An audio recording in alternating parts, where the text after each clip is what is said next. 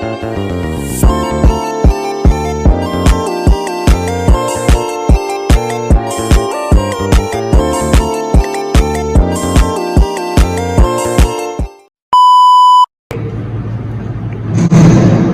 to the Speaker of the House, the educated relatives and esteemed audience member. Good afternoon. My name is Ines and is the leader of the affirmative team. I stand in firm support of the motion that violent video game should be banned. Today I will address three main points that highlight the necessity of this government that violent video game form of art and expression must be critically free. Artist expression is valuable. It does not grant immunity from security. Impact of this game on behavior, particularly among impressionable youth, cannot be overlooked.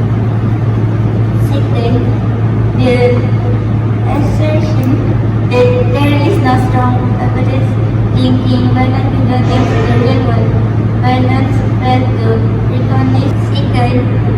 Second, that there is no strong linking violent video games to real world violence failed to recognize the importance of counting the absence of definitive proof does not negate the financial risk involved. Finally, regarding the claim that violent video game serve as a copy mission, we must acknowledge that rely on this game for emotion, belief may in the development of. In conclusion, support a ban on violent video game is not about limit freedom. It is about the well-being of our society. By taking this step, we can reduce public harm, safeguard mental health, and fulfill our moral responsibility to protect vulnerable individuals. I agree you to support the motion for a safer, more compassionate world. Thank you.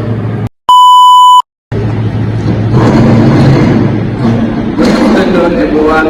My name is Muhammad Azahari. Btw, thank you to Speaker from Affirmative and everything here. I stand before you to again the motion that violate video games shall be banned. Banning this game will not only be ineffective but also infringe of personal freedom and ignore the complexities of violence in your society. My first point is freedom of expression.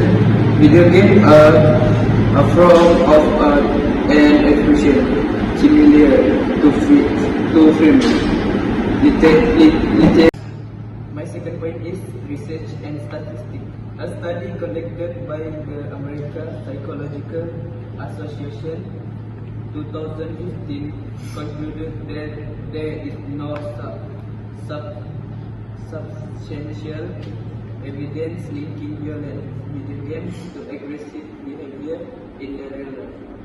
For example, while sales of violent video games such crime rates, especially among young, decreased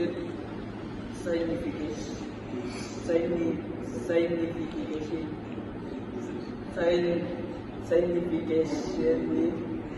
This trend suggests the factors like socio-economic condition and mental health issues are far more relevant to understanding violence.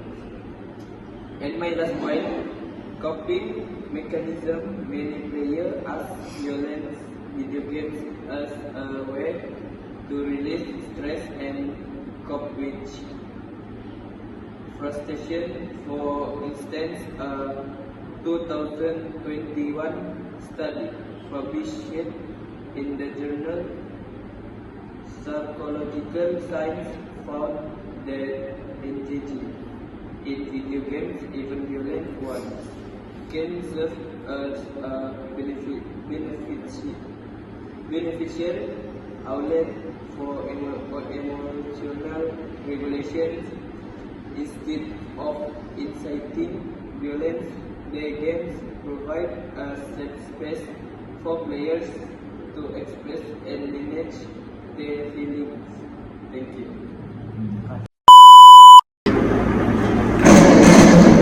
Thank you to the Speaker of the House, the educators, fellow debaters, and esteemed audience members. Good afternoon. My name is Hannah Sofia, and I stand as the second speaker of the affirmative team in support of the motion that violent video games should be banned. Today, I will address and counter the main points made by opposition regarding this issue. Firstly, while they argue that violent video games are a form of art, it is crucial to recognize that artistic expression does not excuse harmful effects on behavior, especially among impressionable audience. We must consider how exposure to violent content can influence attitudes towards violence and aggression. Secondly, the opposition claims there is no strong evidence linking violent video games to real-world violence. However, the absence of definitive proof does not mean we can ignore potential risks. Ongoing research suggests a correlation between violent media and aggressive behavior, highlighting the need for caution in allowing such content to proliferate. Lastly, the assertion that violent video games serve as coping mechanism overlooks the dangers of reliance on them for emotional relief. This reliance can inhibit the development of healthier coping strategies and may actually exacerbate feelings of isolation or aggression rather than provide true support. In conclusion, banning violent video games is not about restricting freedom, it's about protecting our society future. By doing so, we can reduce aggression, safeguard our mental, and uphold our moral responsibility. I urge you all to support the motion for a safer, more compassionate world. Thank you. Thank you, Ms. Hannah Sofia. Now let's explore why banning video games is not the solution we need. My first point is misplaced blame. Banning video game misplaces the blame for societal violence on confinement targets. According to the National Institute of Justice, factors like property, family, instability, and to access mental health should play a far more significant role in preventing violent behavior and game media consumption. We need to address this underlying issue instead of scapegoating video games. My second point, positive benefit of game. Video game can exchange cognitive skills such as critical thinking and problem solving.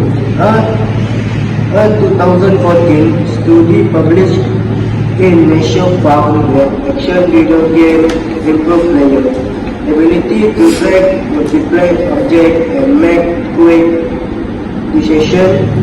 Furthermore, many multiplayer games enhance teamwork and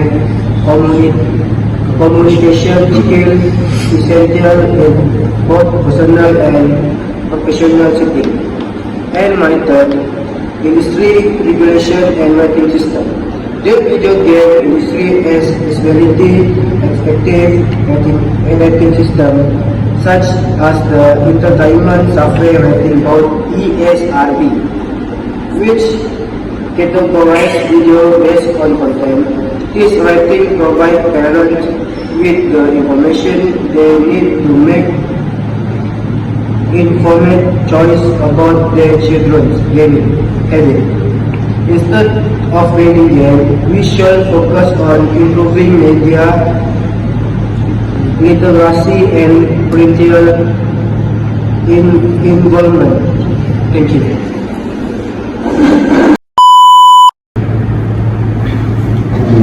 Thank you, esteemed educators, fellow debaters, and audience members. Good afternoon. My name is Farah Ain, and as the third speaker for the affirmative team, I stand here to reinforce our position that violent video games should indeed be banned. Today, we've heard several key arguments from both sides. The opposition contends that violent video games are legitimate form of artistic expressions, that there's a lack of strong evidence linking them to real-world violence, and that they serve as effective coping mechanisms. However, we firmly believe these points fall short when scrutinized. Firstly, while art can be provocative, it does not exempt creators from accountability regarding the content they produce. The potential harm caused by glorifying violence video, particularly to impressionable minds, demands our attention and action. Secondly, regarding the claim of insufficient evidence, we must remember that absence of conclusive proof does not equate to safety. Research continues to evolve, suggesting a correlation between violent video games and aggressive behaviors. We cannot afford to wait for definitive proof before taking necessary precautions. Lastly, while the opposition argues that this game helps individuals cope with stress, we assert that its reliance can stifle the development of healthier coping strategies and may lead to greater social isolation. True emotional support comes from healthier interactions and engagements, not from immersing oneself in brutal violence. In conclusion, the call to ban violent video games is about prioritizing our society well-being. It's about reducing aggression, protecting mental health, and ensuring a safer environment for all, particularly our youth. I urge everyone to support the motion for a compassionate and responsible approach to entertainment. Thank you. Thank you, Ms. Ayu. To conclude our argument, let's emphasize a few crucial points. My first point, global perspective. Many countries with liberal video game policies do not experience a correlation between gaming and violence. For instance, Japan, which has a liberal gaming culture and numerous violence games, consistently ranking among the lower in violent criminal rating worldwide. This indicated the cultural context rather than the content of the games playing a significant role in societal behavior. My next point is economic impact. The gaming industry is a multi-billion-dollar sector that contributes significantly to the global economy. In 2022, the industry generated over 200 billion in revenues, sporting million of jobs worldwide. A ban on a ban on violent video game would not only harm this driven industry but also negatively impact cloudless livelihood from developer to renters. My third and the last my point is empowering choice rather than imposing ban. We should empower individuals to make informed choices. Research by the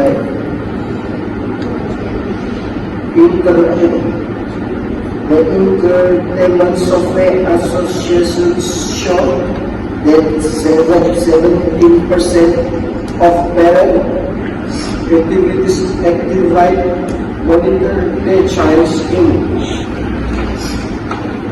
Indicated a high level of weakness and aggravated by focus on education about media consultation, we can promote responsibly getting without responding to censorship. Final thought. In conclusion, getting violent video game is neither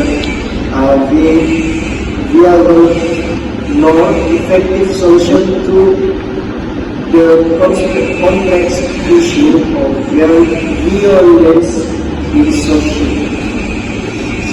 Instead, let's focus on the real situation that address the root